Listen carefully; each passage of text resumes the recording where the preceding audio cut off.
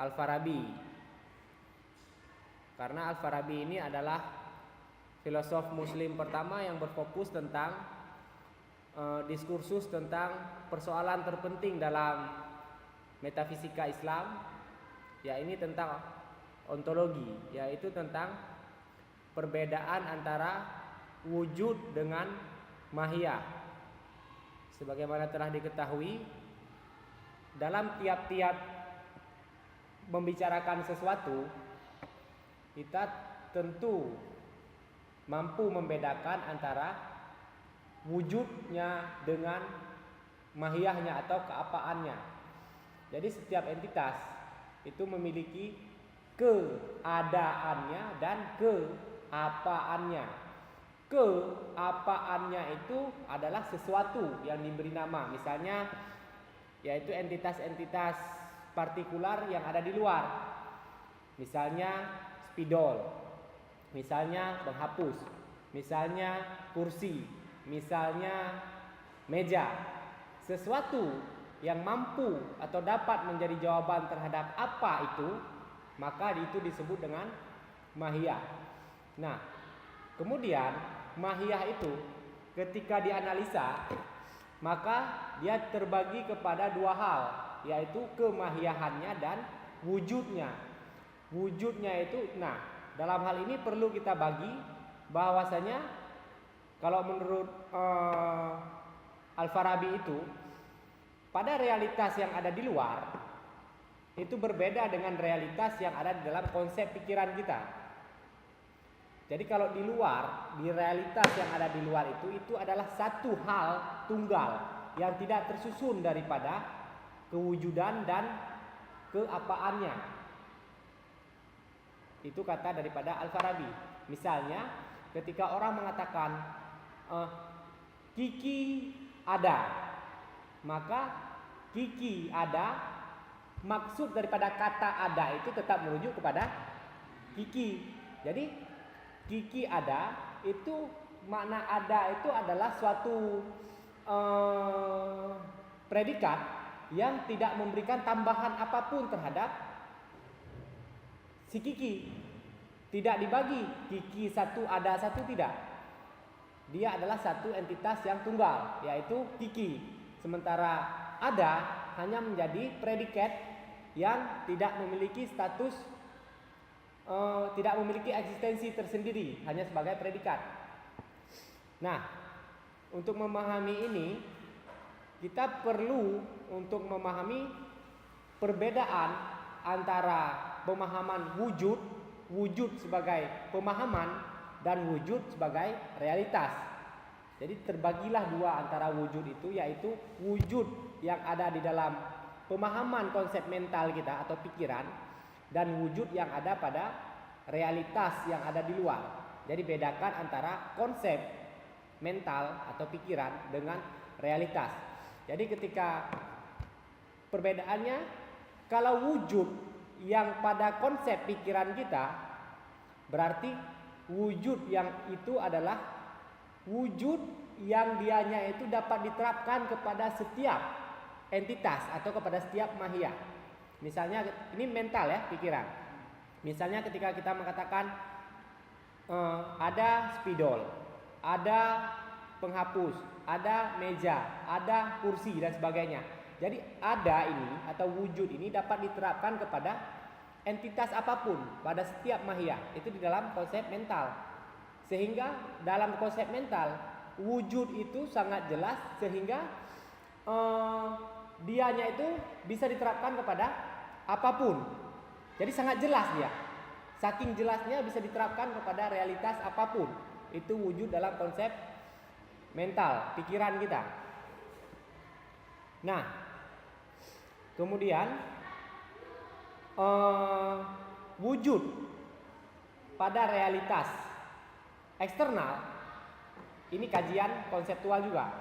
Tetapi kajian konseptual, konsep yang membicarakan tentang posisi wujud dengan realitas eksternal. Nah, pada realitas eksternal itu, wujud itu benar-benar hanya menjadi sebagai komposisi bagi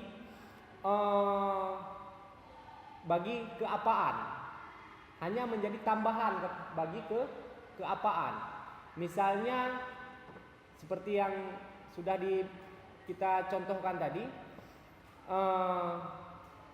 ketika kita katakan spidol ada, maka ada itu hanya menjadi tambahan kepada spidol. Penghapus ada itu sama sekali tidak punya fungsi apapun.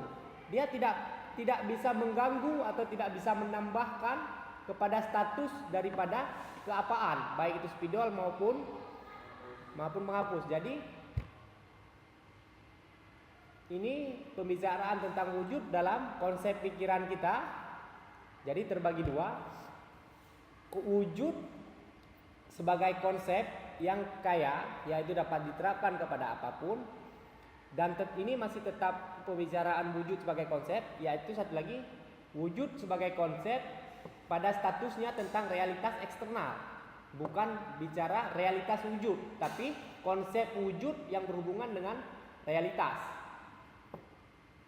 Ini coba dipahami, karena ini adalah hal terpenting dalam diskursus filsafat Islam.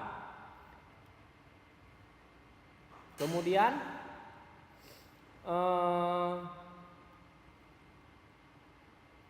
kita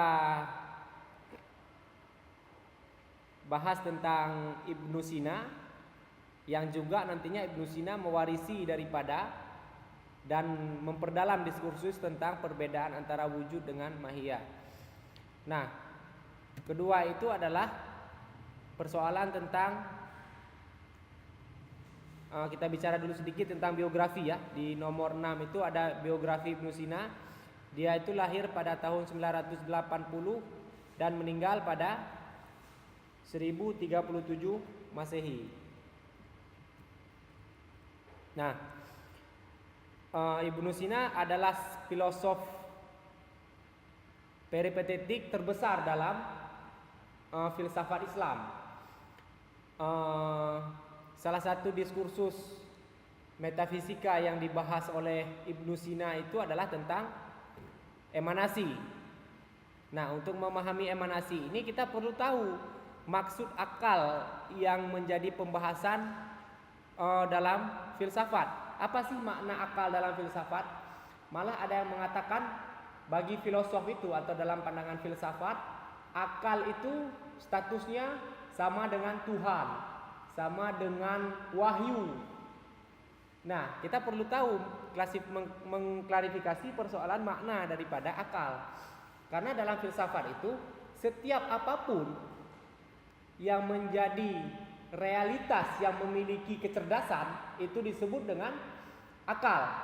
Tapi akal di sini bukan hanya akal pada tataran mengkonsep sesuatu dalam pikiran, lalu menalar sesuatu, tidak hanya itu. Tapi yang dimaksud akal dalam filsafat itu adalah segala hal yang memiliki kecerdasan. Misalnya tingkatan-tingkatannya seperti kecerdasan manusia untuk menalar, atau kecerdasan malaikat Jibril misalnya. Dan kecerdasan lagi misalnya kecerdasan para nabi, atau kecerdasan Tuhan sehingga dia mampu mewujudkan alam. Jadi analoginya seperti ini. Seperti kata capek misalnya. Kalau capek kita jalan 1 kilometer jalan kaki, itu kan capek. Disebut dengan capek. Nanti kita jalan kaki sejauh 10 kilometer dibilang capek juga. Nanti kalau kita jalan sampai 1000 kilometer jalan kaki tetap disebut capek, tapi tingkatnya kan berbeda. Nah, demikian juga capek ini bisa menjadi analogi untuk menggambarkan bagaimana status daripada akal dalam pandangan filsafat. Sehingga Tuhan pun oleh filsafat disebut sebagai akal, tapi tingkatannya berbeda. Akal tertinggi. Nah, munculnya sistem emanasi dalam filsafat Ibnu Sina dan tentunya dalam filsafat yang digambarkan oleh Al-Farabi, karena mereka merasa tidak